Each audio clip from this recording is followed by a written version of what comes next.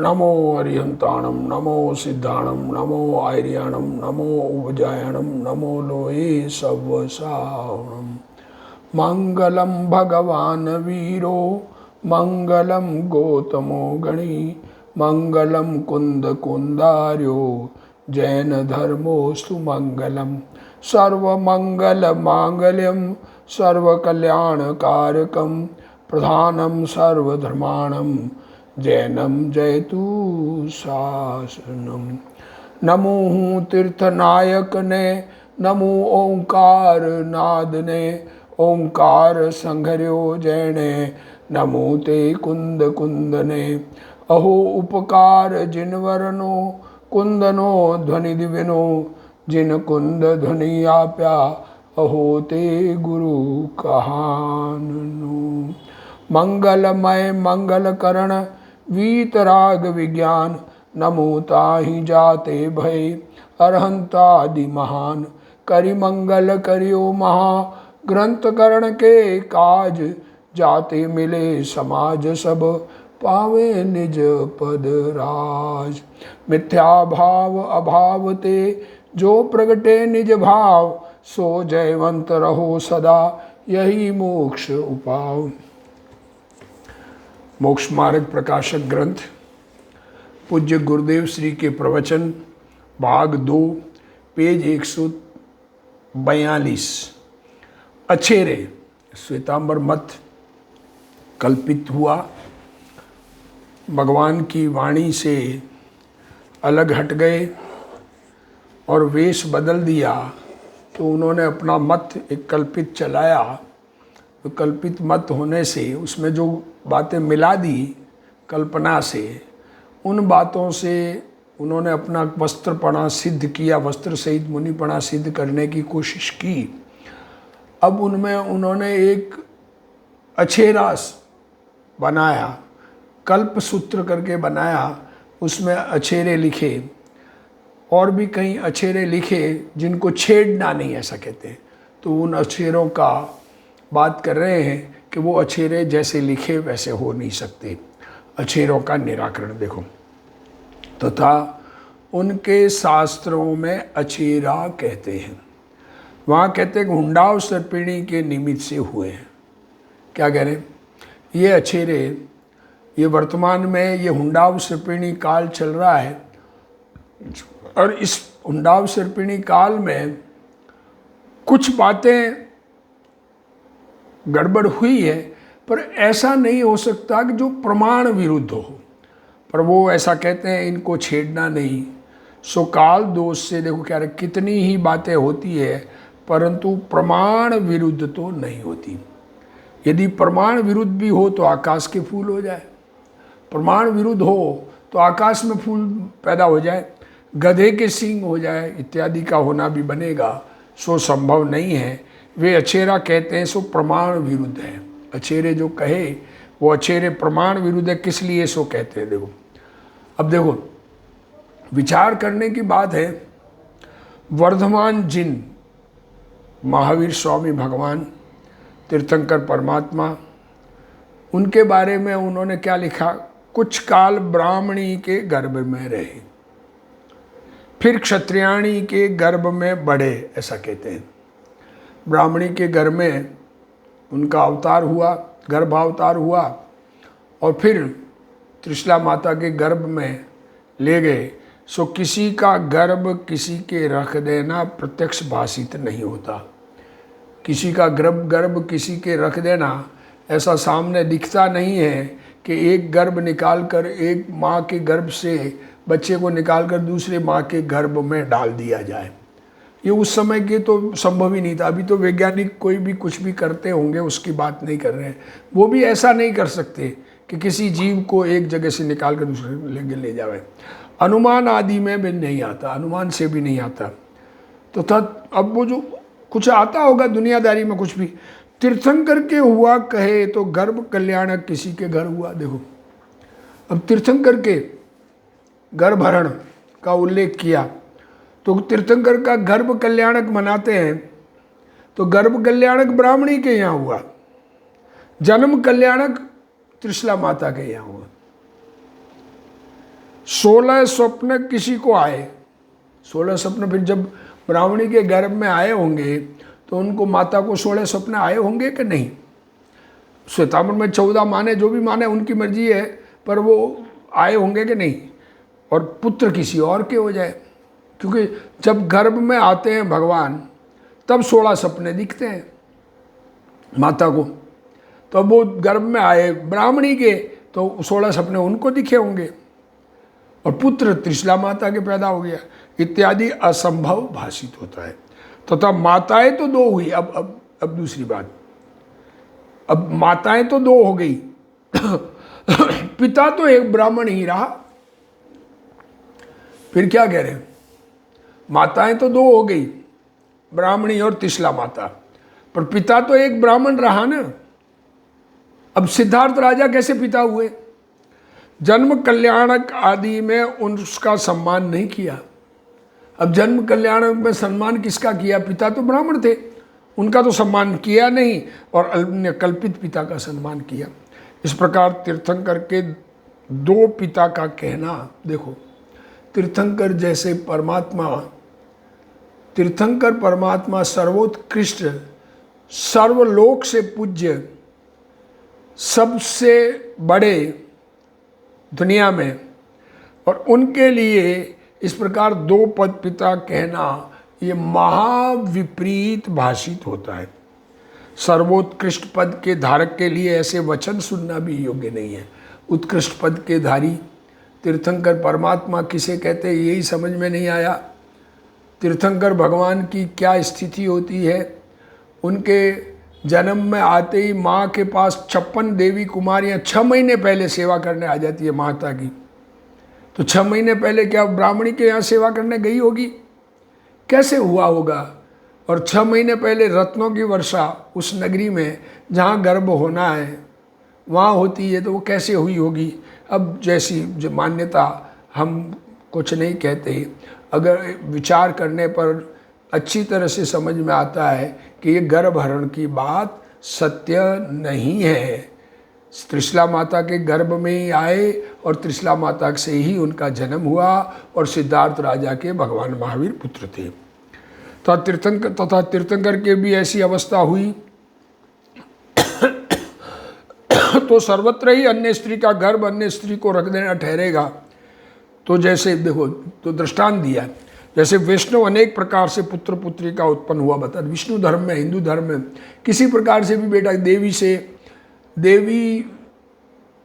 देव से बेटा हुआ, ऐसा जन्म हुआ, देव के संसर्ग से, मनुष्यणी देव से संसर्ग करे और पुत्र उत्पन्न हो जाए। कैसे संभव है? देवों के सामान्य रूप से ही पुत्र नहीं होते हैं।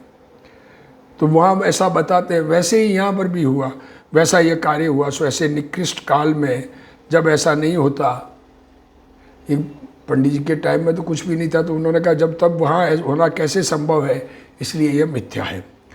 तथा अब दूसरी बात, एक अचेरा तो ये बताते हैं कि भगवान का गर्भ हरण होके, गर्भ कहीं और हुआ, जन्म कहीं और हुआ। कौन से भगवान? वो भी अपने शासन नायक वर्तमान के महावीर भगवान के।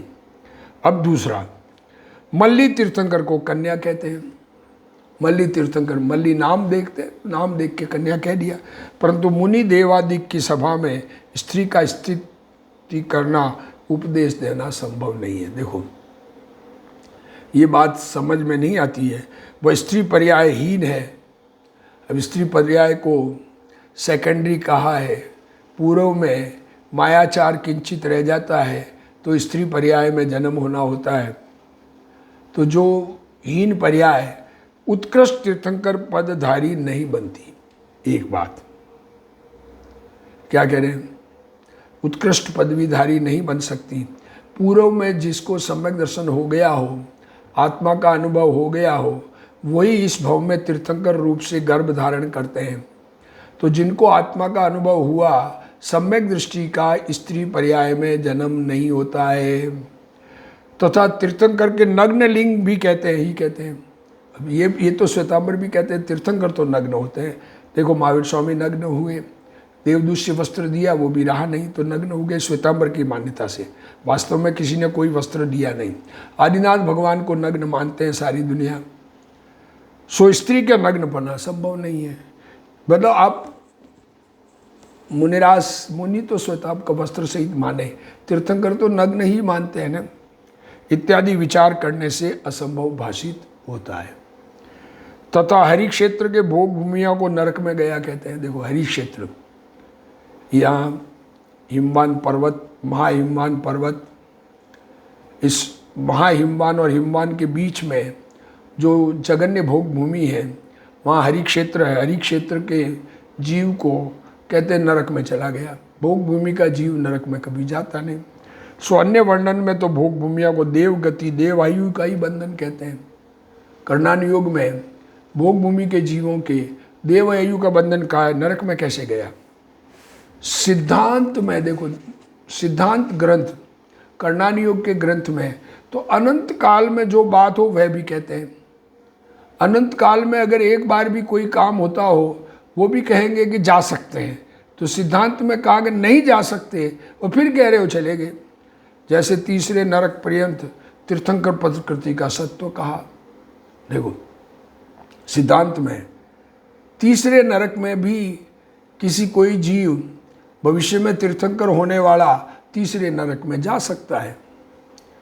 और भोग भूमिया के नरकायु गति का बंध, अब कोई कोई होता है ऐसा तीसरे नरक से निकलकर तीर्थंकर होने वाला। और भोग भूमिया के नरकायु गति का बंध नहीं कहा, ऐसा कहीं नहीं कहा। सो केवली भूलते तो नहीं है। अब केवल ज्ञानी की वाणी में भूल तो पड़ती नहीं, सर्वज्ञानी है वो तो, इसलिए यह मिथ्या है। दो बातें, तीन बातें आई। भगवान महावीर का जो गलत बात है उसका निषेध कर रहे हैं, जो भगवान के अनुसार जिनवाणी के अनुसार बातें हैं उसका ना नहीं दे रहे। भगवान के महावीर स्वामी के गर्भहरण की बात सत्य नहीं, मल्लीनाथ तीर्थंकर स्त्री हो गए ये भी बात सत्य नहीं, और भोग भूमि के जीव नरक गए ये भी बात सत्य नहीं। इस प्रकार सर्व अछेरे असंभव जानना, ये जो अछेरे कहे हैं सारे, बहुत सारी बातें और भी होगी, जितनी है सब झूठे जानना। तथा वे कहते इनको छेड़ना नहीं, वो कहते इनको छेड़ना नहीं, ये जो कहा तो ठीक है मान लेना। सो झूठ कहने वाला इसी बार कहता है। तथा ये कहोगे, अब जो श्वेतांबर लोग तर्क करने में कहते हैं कि दिगंबर में जिस प्रकार तीर्थंकर के पुत्री हुई, तीर्थंकर के पुत्री नहीं होती है, पर हुई इस काल में, क्योंकि हुंडाव सर्पिणी काल में हुई। चक्रवर्ती का मान भंग हुआ, चक्रवर्ती की प्रेस्टीज, बाई से लड़े, बाई से हारे, वास्तव में हारे कि नहीं हारे, हारे तो है ना बाहुबली से, तो मान भंग हुआ इत्यादि कार्य काल दोष से हुआ कहते हैं। ये काल दोष है। उसी प्रकार यह भी हुए, परंतु यह कार्य तो प्रमाण विरुद्ध नहीं है। अब तीर्थंकर के पुत्री हो जाए, इसमें प्रमाण विरुद्ध थोड़े ही है, किसी के भी हो जाए पुत्री, तीर्थंकर के भी हो गई। मान भंग किसी और का होता था, चक्रवर्ती का भी हो गया, अन्य के होते थे सो महंतों के हुए, इसलिए काल दोष का है। बड़े पुरुषों के ऐसा नहीं हो सकता है, फिर भी हुआ किसी के तो काल दोष से हुआ है, बाकी सामान्य रूप से नहीं होता है। गर्भहरण आदि कार्य प्रत्यक्ष अनुमान आदि से विरुद्ध है, उनका होना कैसे संभव है। तीन कार्य जो ऊपर कहे वो संभव नहीं है, कर्णानुयोग से मेल नहीं खाता।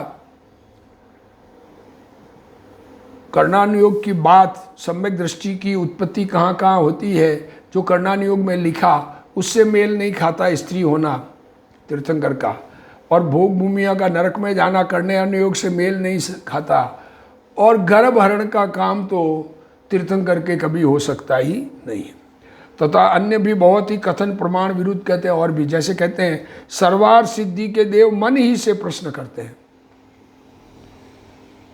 सर्वार सिद्धि में देव ऊपर, सिद्ध शिला, सिद्ध भगवान बनने के नीचे अंतिम स्वर्ग जो नाम सर्वार सिद्धि है, वो मन से प्रश्न करते हैं और केवल ही मन ही से उत्तर देते। वहाँ से मन से प्रश्न पूछे और केवल ज्ञानी परमात्मा मन से उत्तर देवे, मन से क्या उत्तर देंगे, क्या कह रहे हैं। परंतु सामान्य जीव के मन की बात, अब भगवान के मन की बात, सामान्य जीव के मन की बात मनप्रिय ज्ञानी के बिना जान नहीं सकता, तो केवली के मन की बात सर्वार्थ सिद्धि के देव किस प्रकार जानेंगे। सर्वार्थ सिद्धि के देवों के मन प्रिय ज्ञान नहीं होता है, अवधि ज्ञान होता है। क्या कहें। तथा केवली के भाव मन का तो अभाव। अब केवल ज्ञानी मन से कैसे कहते हैं, क्योंकि उनके भाव तो है ही नहीं बोलने का, राग तो है ही नहीं, वीतरागी है। और द्रव्य मन तो जड़ आकार मात्र है, उत्तर किसने दिया, इसलिए यह बात भी खोटी है। देखो, मन से ही भगवान उत्तर वगैरह, कोई कुछ भी कल्पना से, जब एक लाइन गलत निकल गए जिनेंद्र भगवान के मार्ग से मुनिप अवस्था में, देखो धर्म नहीं होता वस्त्र सहित, ये कहीं दिगंबर में भी नहीं कहा है। वस्त्र सहित को धर्म हो सकता है, पर वस्त्र सहित को मुनिपना और केवल ज्ञान नहीं हो सकता। अब उसको सिद्ध करने के लिए जो बातें ऐसी कही वो बातें झूठी है, ये बात पंडित जी ने सिद्ध की। इस प्रकार अनेक प्रमाण विरुद्ध कथन किए, और भी है जो होंगे, देख लेना जिसको जैसा समझ। इसलिए उनके आगम कल्पित जानना। गुरुदेव श्री इसका खुलासा करें। इनके शास्त्रों में अछेरा कहते हैं, तथा कहते हैं कि इस हुंडावसर्पिणी काल के निमित्त से हुए हैं, इन्हें छेड़ना नहीं चाहिए। यदि विचार करें तो इनकी खोट भाषित हुए बिना रहे नहीं। विचार करें तो समझ में आवे, इनको छेड़ना ही नहीं, विचार ही नहीं करना, इनका काज जो मान लेना। ऐसा काल दोष से बहुत बातें होती है, परंतु प्रमाण विरुद्ध कुछ नहीं होता। और ऐसा हुए तो आकाश के फूल और गधे के सींग भी होवे, परंतु ऐसा हुआ सुनते नहीं है। इसलिए वे जो अछेरा कहते हैं वे प्रमाण विरुद्ध है। वे प्रमाण विरुद्ध क्यों है, यह अब बाद में कहेंगे। श्रीमद् राजचंद्र ने इस मोक्ष मार्ग प्रकाशक को सत्श्रुत कहा है। देखो, अब गुरुदेव श्री भी, दिगंबर वाले तो मानते ही हैं, श्रीमद् राजचंद्र जी जो बहुत श्वेतांबर के लोग जिनको मानते हैं, वो उन्होंने इस मोक्ष मार्ग प्रकाशक को सत्श्रुत कहा है, क्योंकि इसमें सब बात न्याय से और यथा योग्य कही है। मोक्ष मार्ग प्रकाशक में जो बात लिखी गई है वो न्याय सिद्ध है और यथा योग्य कही है, प्रमाण सहित बात है। इसलिए इस पर भली भांति विचार करना चाहिए। वे कहते हैं कि वर्धमान जिन कितने ही काल ब्राह्मणी के गर्भ में रहे, 3 महीने थे, और फिर क्षत्रियाणी के गर्भ में वृद्धिगत हुए। ये बात खोटी है, क्योंकि गर्भ कल्याण किसी के यहाँ हुआ और जन्म कल्याणक अन्यत्र हुआ। 16 स्वप्न किसी को आए और जन्म किसी अन्य के हुआ। तब माताएं तो 2 हुई और पिता 1 हुआ। ये सब कल्पना है। ऐसी कल्पना है, झूठी कल्पना करके लिखा गया है। अरे भगवान के वचन नहीं है। तीर्थंकर को 2 पिता कहना ये महाविपरीत है। सर्वोत्कृष्ट पद के धारक पुरुष के लिए ऐसे वचन सुनना भी योग्य नहीं है। यह तो वैष्णव कहते हैं वैसा कार्य हुआ। इस पंचम काल में भी ऐसा नहीं बनता, तो चौथे काल में उत्कृष्ट पुरुष के ऐसा बने, वह प्रमाणभूत नहीं है। इसलिए ये सब कथन मिथ्या है। तथा वे मल्ली तीर्थंकर को कन्या कहते हैं, परंतु मुनि व देवादिक की सभा में स्त्री की स्थिति करना, उपदेश देना, ये संभवित नहीं है। अर्थात ऐसा कभी नहीं बनता। संभवित का अर्थ शंका वाली बात नहीं है, हो ही नहीं सकता, ऐसा कहना चाह रहे। ऐसा है, शंका वाली बात नहीं है, ऐसा हो ही नहीं सकता, ऐसा कह रहे। तथा स्त्री पर्याय तो हीन है, जो तीर्थंकर के नहीं होती और उसके नग्नपना होता नहीं है। अभी ये वर्तमान काल में स्त्री पुरुष एक जैसे दिखाई देते हैं। एक पंचम काल है, इस काल में पुरुषों को भी मुक्ति नहीं होती, तो ये स्त्री पुरुष का भेद दिखता नहीं है। जो काम पुरुष कर सकते हैं वो स्त्रियां भी करती हुई दिखती है। पर चौथे काल में तो उत्कृष्ट संगनन स्त्रियों के नहीं होता है। 3 हीन वाले संगनन ही स्त्रियों के होते हैं। वज्र ऋषभ नारायण संगनन ही नहीं होता है, तो इतनी शक्ति, आत्मिक शक्ति होती ही नहीं है। आहा, क्या कहें। इसलिए इस प्रकार विचार करने पर यह भी असंभव भाषित होता है। हरि क्षेत्र के भोग भूमिया को नरक गया कहते हैं, परंतु शास्त्र में भोग भूमिया को देवगति देव आयु का ही बंद होना कहा है, सो वह नरक किस प्रकार गया। सिद्धांत में तो अनंत काल में भी जो बात होती हो वह भी कहते हैं, इसमें नरक का बंद नहीं कहा, सिद्धांत में नहीं कहा। और केवल ज्ञानी तो भूलते नहीं है। केवल ज्ञानी के ज्ञान में कहीं बात रह सकती है क्या, कोई पेंडिंग? अनंत काल में जो एक कार्य हो वो भी केवल ज्ञानी के ज्ञान में होता है, इसलिए ऐसा मानना मिथ्या है। इस प्रकार सभी अचेरे कल्पित है। श्वेतांबर शास्त्र में कर्म प्रकृति की बात आती है, वहाँ भी भोग भूमिया को नरक जाना नहीं कहा है। तथा वे कहते हैं अचेरों को छेड़ना नहीं, इसका अर्थ ऐसा हुआ खोटा तो ऐसा ही कहता है। यदि तुम ऐसा कहोगे दिगंबर मत में जैसे तीर्थंकर के पुत्री और चक्रवर्ती का मान भंग होना आदि काल दोष के कारण हुए कहते हैं, उसी प्रकार ये भी हुए, परंतु वे कार्य तो प्रमाण विरुद्ध नहीं है। वे तो अन्य को भी होते हैं, परंतु गर्भहरण आदि कार्य तो प्रत्यक्ष अनुमान आदि प्रमाण से विरुद्ध है। इसलिए ऐसे कार्य महान पुरुषों के होना संभव नहीं है। तथा अन्य भी बहुत परस्पर कथन परस्पर विरुद्ध है। जैसे सर्वार्थ सिद्धि के देव मन से ही प्रश्न करते हैं और केवली भगवान मन से ही जवाब देते हैं, ऐसा भगवती सूत्र में कहते हैं, परंतु भगवान के भाव मन होता ही नहीं है, इसलिए मन में से जवाब दे ऐसा बनता ही नहीं। केवली के भाव मन नहीं है, अतः उनके मन की बात देव जाने ऐसा भी नहीं बनता, इसलिए सब बातें कल्पित है ऐसा जानना। श्वेतांबर मत कथित देव गुरु धर्म का अन्यथा स्वरूप। अब क्या करें, उनमें ये बातें कल्पित है, ये बात तो हुई। अब देव का स्वरूप भी खोटा, भगवान की प्रतिमा ही इसलिए खोटी बनी, गुरु का स्वरूप खोटा और धर्म का स्वरूप भी खोटा। तथा श्वेतांबर मत वाले देव गुरु धर्म का स्वरूप अन्यथा निरूपित करते हैं।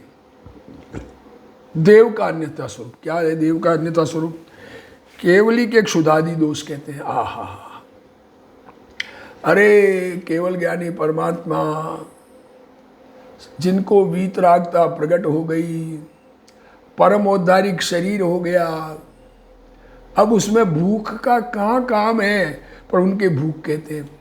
सो ये देव का स्वरूप अन्यथा है, कारण कि क्षुधाधिक दोष होने से आकुलता होगी।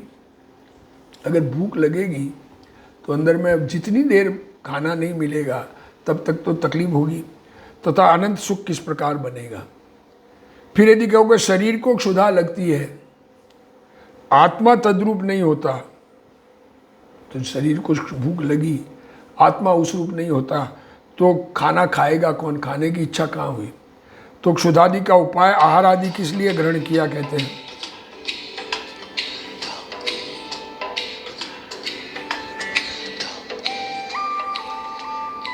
हेलो,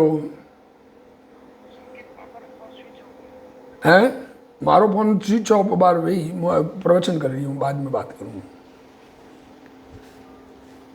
बीच में आई है। चलो, क्षुधादि का उपाय आहार आदि किस लिए ग्रहण किया कहते हो। क्षुधादि से पीड़ित हो तभी आहार ग्रहण करेगा। फिर कहोगे जिस प्रकार कर्मोदय से विहार होता है उसी प्रकार आहार ग्रहण होता है, सो विहार तो विहायोग गति प्रकृति के उदय से होता है। देखो क्या कह रहे हो, क्या कह रहे हो। यदि कहोगे शरीर को क्षुधा लगती है, आत्मा तद्रूप नहीं होता, तो क्षुधादि का उपाय आहार आदि किस लिए ग्रहण किया कहते हो। क्षुधादि से पीड़ित हो तभी आहार ग्रहण करेगा, भूख से पीड़ित होगा तभी तो भोजन लेगा। फिर कहोगे जिस प्रकार कर्मोदय से विहार होता है उसी प्रकार आहार ग्रहण होता है, सो विहार तो विहायोग गति प्रकृति के उदय से होता है।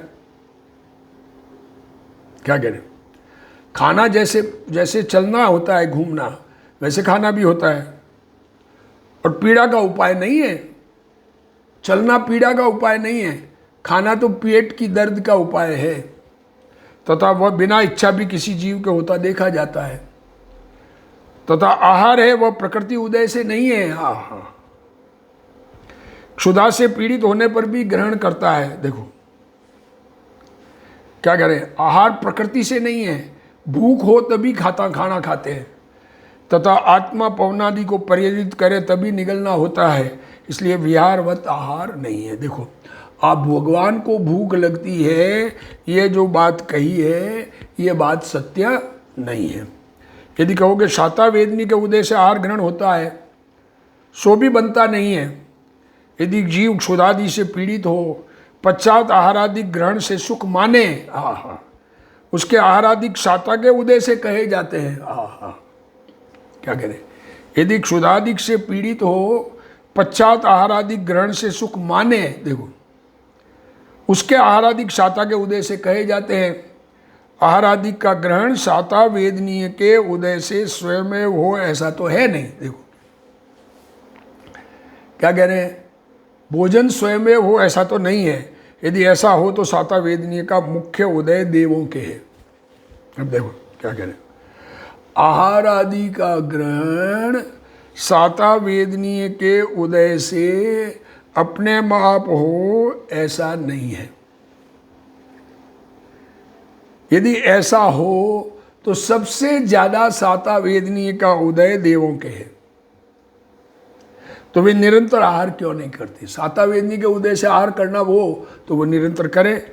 तथा महामुनि उपवास आदि करे, उनके शाता का भी उदय और निरंतर भोजन करने वालों को अशाता का भी उदय संभव है। इसलिए जिस प्रकार बिना इच्छा, देखो बिना इच्छा विहायो गति उदय के विहार संभव है, जिस प्रकार बिना इच्छा के विहायो गति कर्म के उदय से विहार संभव है, उसी प्रकार बिना इच्छा केवल शाता वेदनीय के उदय से आहार का ग्रहण संभव नहीं है। श्वेतांबर मत वाले देव गुरु धर्म का स्वरूप भी अन्यथा कहते हैं, उनमें देव के अन्यथा स्वरूप की बात कहते हैं। केवली के क्षुधादि दोष कहते हैं यह देव का अन्यथा स्वरूप है, क्योंकि यदि केवली के क्षुधादि दोष होवे तो वहाँ आकुलता होवे, तो फिर अनंत सुख किस प्रकार हुआ? उनके क्षुधादि की आकुलता नहीं है, इसलिए उनको उपाय रूप आहार आदि भी नहीं होता। कोई ऐसा कहे कि जैसे कर्मोदय से विहार होता है वैसे आहार का ग्रहण भी होता है। कर्मोदय से विहार तो भगवान का विहार तो होता है, एक जगह से दूसरी जगह जाना होता है, वैसे ही खाना, परंतु यह बात मिथ्या है। केवली के विहार विहायो गति के निमित्त के से इच्छा बिना होता है, और यहाँ भी इच्छा बिना यह क्रिया किसी जीव का होना संभव है। बिना इच्छा के कोई भी जीव चलना हो सकता है पर खाना नहीं हो सकता, परंतु आहार आदि तो इच्छा के निमित्त बिना नहीं होते। इसलिए विहार आदि की तरह आहार की क्रिया मानना सही नहीं है। श्वास लेने में इच्छा का निमित्त होता है, अर्थात आहार गले के नीचे उतरता है। देखो खाना खाते हैं, सांस लेने में इच्छा चाहिए, खाना गले से उतरे तो हवा चाहिए, पवनादि से निमित्त है, क्योंकि खाने की वहाँ इच्छा होती है, ऐसा यहाँ बताना है। परंतु इच्छा की प्रेरणा से पवनादि चलते हैं, ऐसा नहीं है। विहार तो इच्छा बिना भी होता है, परंतु इच्छा के निमित्त बिना आहार की क्रिया नहीं होती, इतना कहना है। यहाँ ऐसा सिद्धांत है कि जो जीव क्षुधादि से पीड़ित हो, देखो क्या कहना चाह रहे, जिसको भूख लगे, उसका दुख लगे, चारित्र मोहनीय कर्म का उदय हो, सहन नहीं हो भूख, तो फिर आहार आदि के ग्रहण से सुख माने, उसके आहार आदि शाता वेदनी के निमित्त से हुए कहलाते हैं। परंतु जिसको आकुलता नहीं और ऐसे सुख की कल्पना नहीं, ऐसे केवली के आहार आदि नहीं होते। तथा यदि शाता वेदनी के कारण से आहार आता होवे तो शाता वेदनी का मुख्य उदय तो देवों के होता है, तो वे निरंतर आहार क्यों नहीं करते? तथा मुनियों के शाता वेदनी का उदय होता है, परंतु वे उपवास आदि करते हैं। तथा निरंतर भोजन करने वाले के अशाता का उदय भी होता है। देखो रोज खाना खाने वालों के भी अशाता का उदय होता है। इसलिए जैसे इच्छा बिना शरीर आदि की क्रिया होती है, वैसे इच्छा बिना आहार आदि की क्रिया हो, ऐसा नहीं होता। इसलिए केवली के आहार आदि नहीं होते। फिर वो कहते हैं सिद्धांत में केवली के क्षुधादि 11 परिचय कहे हैं। अब देखो ये परिचय की बात, ये चर्चा अगले स्वाध्याय में हम करेंगे। अभी इसको समाप्त करते हैं। हे जिनवाणी भारती तोई जपू दिन रैन, जो तेरा शरणा गए सो पावे सुख चैन। जा वाणी के ज्ञान ते सूझे लोकालोक, सोवाणी मस्तक नमो सदा देत हूँ। ढोक जिनवाणी मात की जय।